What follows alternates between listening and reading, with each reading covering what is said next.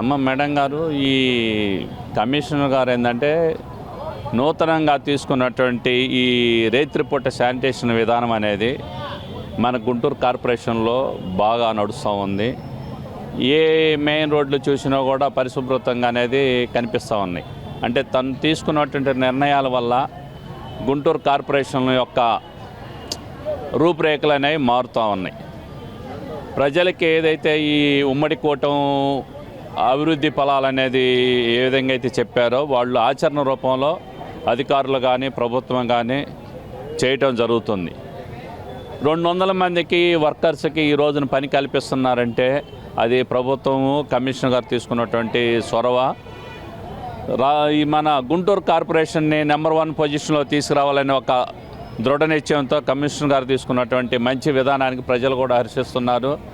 ఎందుకంటే ఉదయం కల్లా చూసేసరికి రోడ్లన్నీ కూడా పరిశుభ్రత ఎంతో ఆహ్లాదంగా ఉన్నాయి. మార్నింగ్ వాకింగ్ చేసే వాళ్ళకైతే ఇది మనం గుంటూరులో ఉన్నామనే ఒక ఆలోచన కూడా వాళ్ళకి అనిపిస్తుంది. ఇంతకుముందు చూసుకున్నప్పటికీ ఇప్పటికీ చాలా తేడా వ్యత్యాసం కనిపిస్తుంది.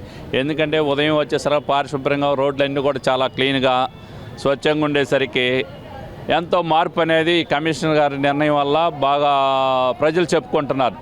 ఉదయం పూట వాకింగ్ చేసే వాకర్స్ అంతా కూడా బాగుంది. ఎక్కడ ఏ మెయిన్ రోడ్డు చూసుకున్నా కూడా పరిశుభ్రంగా అనేది కనిపిస్తుంది అనేది ఒక ప్రజల్లో అభిప్రాయం అనేది కలుగుతుంది.